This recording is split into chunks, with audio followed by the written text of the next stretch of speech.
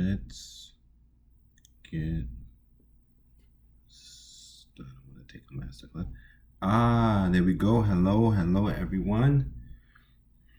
Welcome. We're dealing with Black Futures, edited by Kimberly Drew and Jenna Worthman. And for those of you who, of course, watch me on YouTube can see. If you're just listening to me on a podcast, you can't.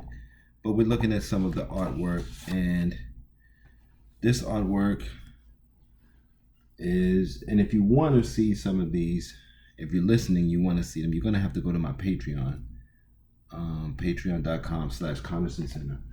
But there are Black people in the future. Alicia Wormsley. And there's a building with a billboard on top that says there are Black people in the future. For those listening, I'm going to show this.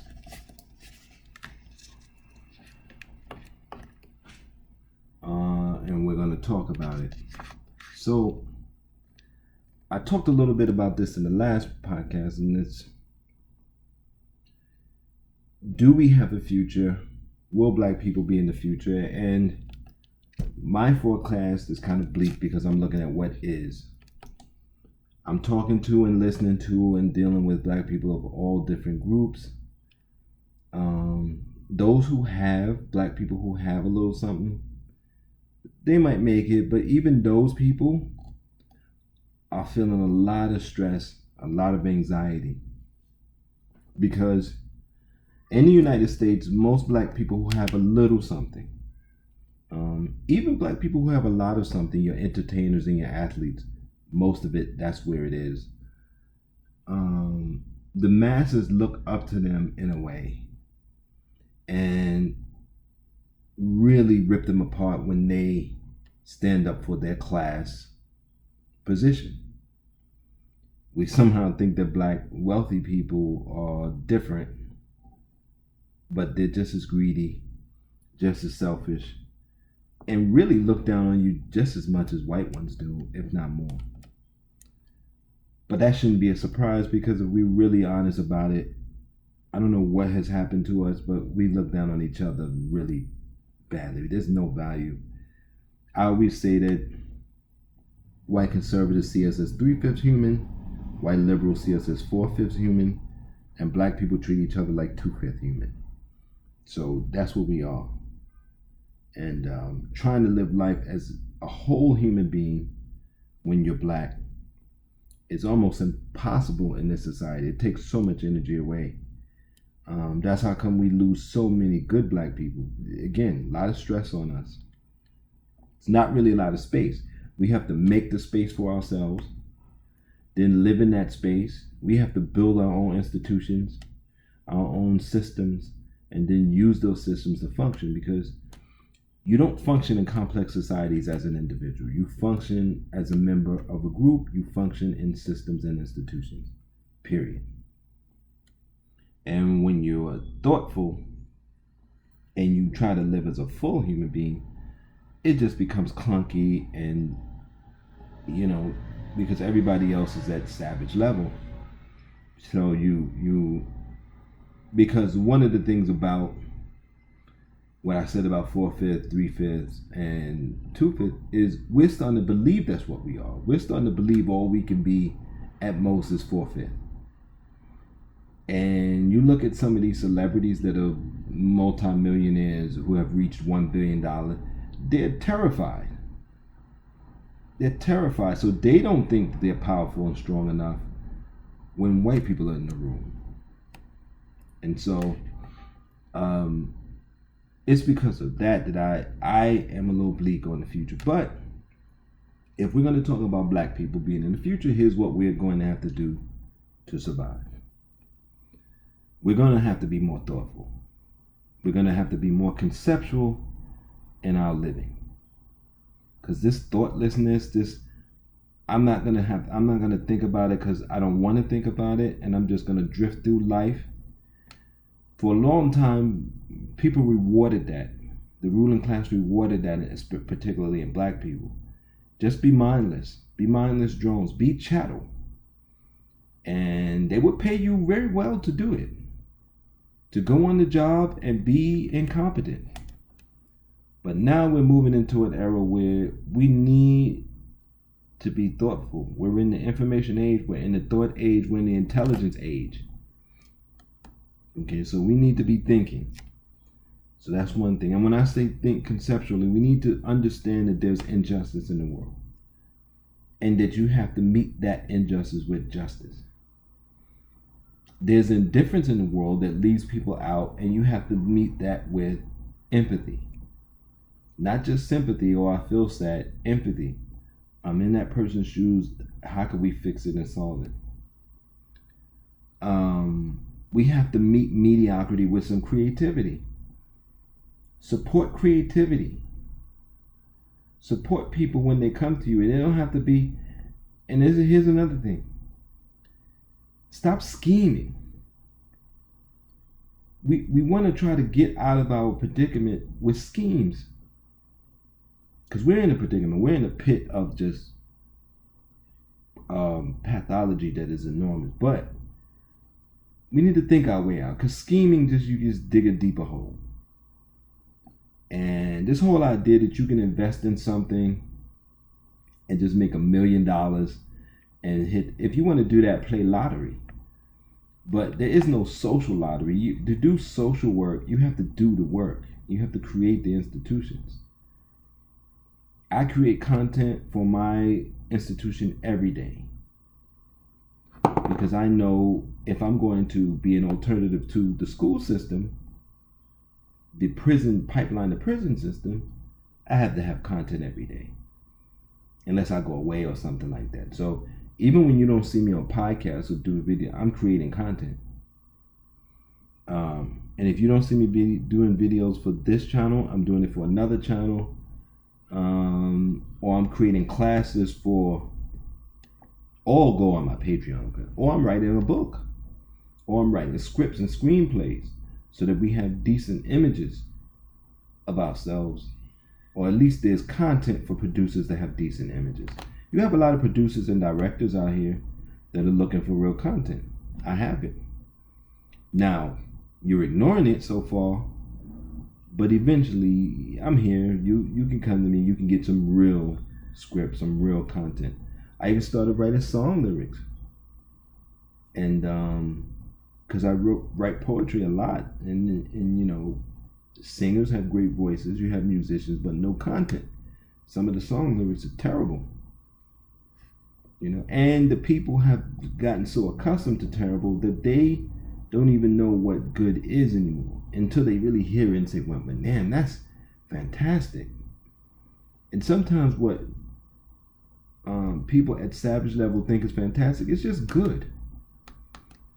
Right? And sometimes it is fantastic and amazing. I recently saw Tank and the Bangers. Oh, man. One of the most important bands of our time. So that's what we have to do if we're going to survive. Be more conceptual in our thinking. Stop scheming. What else are we going to have to do? Being conceptual, we understand that institution doesn't mean a big place. It doesn't just mean a school. Institution could be a website. KhanAcademy.org is a website. Patreon.com/Conversation Center is an institution. Okay? There are a lot of institutions. And don't look always at the flash and the glitz. What is the content? What is the substance? Can it move me from one point to another? Is it beneficial? Not just does it give me cash, but does it give me ideas that I can put together to even support and sustain myself? Conceptually, you understand too. There's two ways you can function in society. Sure, you can amass money. You could scheme and hustle your way and amass money. Or you can lean on the powers that be who have taken all the resources and hoarded it and forced some of those resources down. That isn't how you vote. how you show up, how you function with institutions in your neighborhood. So one of the big examples is the homeless people sleeping on the trains, taking up the seats in the middle of the day, taking up whole cars sometimes in New York City, are really revolutionary. They're more revolutionary than those of us who are screaming, yelling, because though I've created an institution, I don't have any patrons on my Patreon. But those people are doing more. And when I was sleeping on the train, I was doing a more revolutionary act than creating content. By the way, I was still creating content, sleeping on the train at night, and just creating content in the public library during the day and putting it on the website, building. So, again, because I understand conceptually, I said, yeah, this is where I need to be. I'm going to sleep on the train and boom. And you force the city to say, well, there's too many of these guys sleeping on the train. Some of them are pushing people on the tracks. Some of them are harassing people and punching them and assaulting people. That's revolutionary work. Now, you feel bad for people who get pushed on the tracks, but this situation was created. It's not natural. That's another thing. If you're a conceptual thinker, you'll understand. Poverty is created. So if you want to end poverty, then you just have to stop creating poverty. Period. Poverty is created because you've created a money system. You put walls around resources, food, and shelter. And you tell people you can't get in that thing. You can't get in that shelter. You can't get that food that's growing on that ground unless you pay me. Then you make sure that only some people can go and get the paychecks or the resources to get that food. That's creating poverty. Because if you didn't do that, people would just walk up and eat. I remember in Brooklyn, New York, we used to eat blackberries off the tree. There were pear trees in the communities and all of that. You chopped all of those down and you put up trees that actually didn't have any trees for a while, but then you realized you needed trees for the runoff when it rained. So I remember Mayor Bloomberg planted a lot of trees. And none of them were like pear trees or blackberry trees. And so that was something where at least you can get something to eat. They cut those down and put up trees that are useless, just other than it soaks up water, but it doesn't serve any other purpose. Some young guy told me I was dumb about years ago planting trees and talking about planting trees. I'm some dumb nigga from the projects, he called me. It was amazing. I just laughed at him because he doesn't know. That's another thing. We need to value knowledge. If we're going to be around, knowledge has to have a value. It has to have a value. It can't just be cash. Because cash is worth what people believe it's worth, but knowledge is knowledge. It's real. If you know how to do a thing and know how to and understand how to do a thing, then it has value. I remember going to Home Depot and taking the plumbing classes and the how to put up sheetrock and how to put up backsplash, which is basically tile. And I know that. And I've changed rings on my toilet. Twice I did it when I was living in New Jersey, the house with my ex-wife. So that knowledge, and I still know how to do it. So that knowledge will never leave me. There's value in that. There's value in knowing how to look at things. Even though I have a hard time and it can get depressing at times and it can get anxious at times, I know how to come down off of that because I understand what's going on structurally. I understand it. I understand the game of houseless shelters and vouchers, and I understand the incompetence of mayors and people in those offices and positions. I get it. So I function in that, and I don't get too anxious with that because I understand the politics and stuff behind it. But again, If black people are going to be around, we're going to have to be way more active in the political work and way more active in the social work. That's just it. And why? When we lived in 2020 and was getting stimulus, we didn't vote for all the people who were touting UBI. Even though I don't care for Andrew Yang, other policies maybe you might not care for him, but you should say the hell with that. Any candidate, we're not voting for anyone that's not for UBI. And forget that jobs program. That don't work for black people in the United States. Because when you make a jobs program, what we end up doing is the most menial job. And that ain't gonna work. If I'm on a construction site, I don't want to get paid $25 to hold the traffic sign. I want a transferable skill. I want knowledge. And we got to stop saying, hey man, I get $25 an hour and all I got to do is hold a sign. That's a dangerous job, first of all. Second of all, you're not learning anything that you can use once the building is built, once the construction site is finished. You can't go to another site. And to be honest with you, they don't really need, somebody could just set up cones. They don't really need you to put that sign up.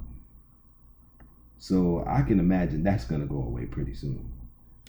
So no, we want a UBI because automation is taking away jobs from people. It's making humans not as necessary as before. And again, these are things we have to think about. We have to be thoughtful about these things. We should have voted for every person who was for UBI. When Yang was running for mayor, I was like, UBI, he's going to get my vote. Now, nobody wanted to do UBI in New York City because there's a lot of, we have a nonprofit industrial complex that, let's face it, if you just gave homeless people a stipend, poor people, which you made poor, then you can close down all these homeless shelters. They were paying $3,600 a month for me to stay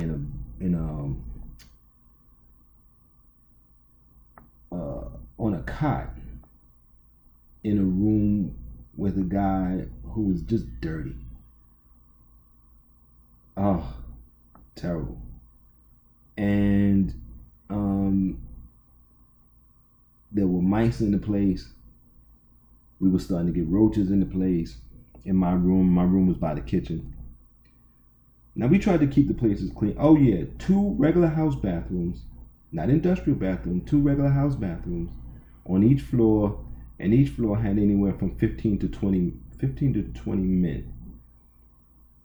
So you figure out how that bathrooms were always clogged up, bathrooms were always stopped up, and they were the nastiest places. I used to use the bathroom in the public library before I would get to the shelter, try to time it, but you couldn't always time it.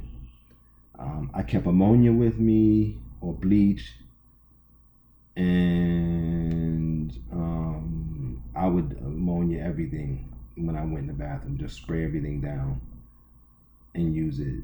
Shower slippers in the shower, all of that kind of stuff. So they were paying $3,600 for me to live there.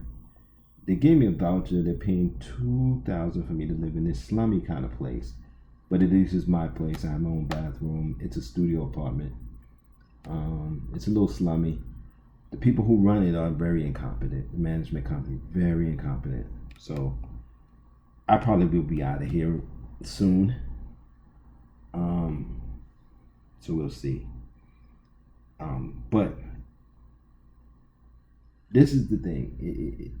If you just cut all these voucher programs and cut all these programs, just give us $1,400 a month.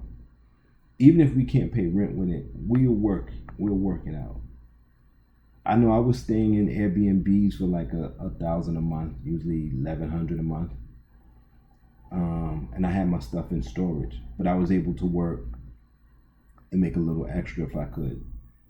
And I think that's the way we should live. Give us vouchers.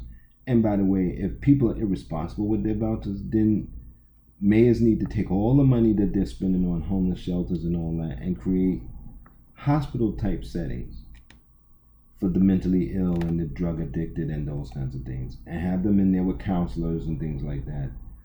and then they can get day passes if they earn them. And the rest of us, families who just in transition or whatever, can work something out. Because if you have a family of 3 and each one's getting $1,400, then they can afford an apartment. It would be easy, and you're spending way less. You know how much? I mean, $3,600 a cot.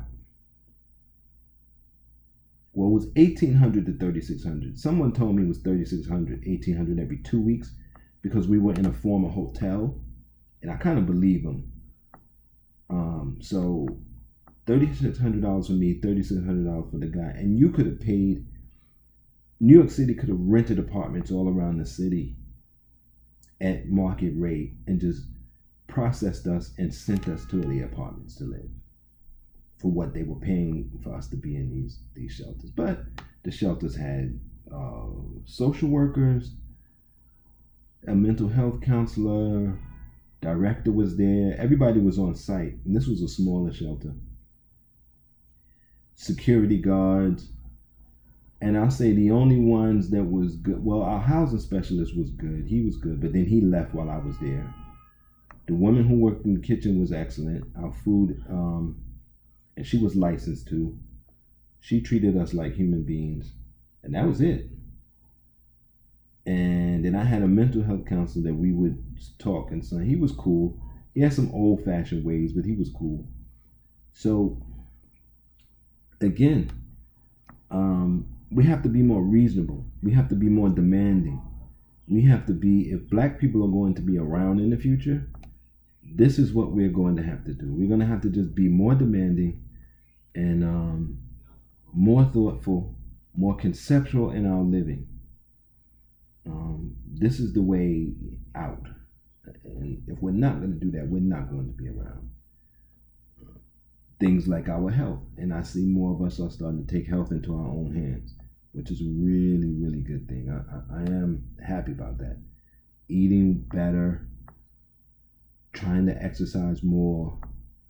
We're under a lot of stress, and there's a lot of stress eating, but, we're trying. There's a lot of drinking and drugs because there's a lot of things we don't want to face. But I find that if you just become more thoughtful and face the things, and try to fight back, you get an energy boost from that.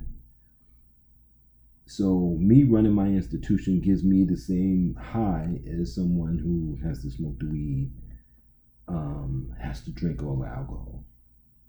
So I think if we did that, we'd be surprised at what fighting back would do for us, and pushing through our fear would do for us.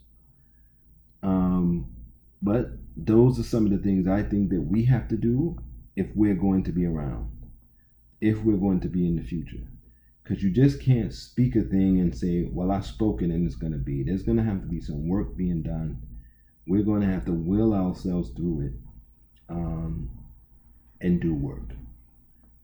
And I'm not sure how many of us are ready to do that. Most of us are like, I can't take being uncomfortable. Just kill me. I've heard a lot of Black people saying that. So we'll see. I just think that we're going to start disappearing.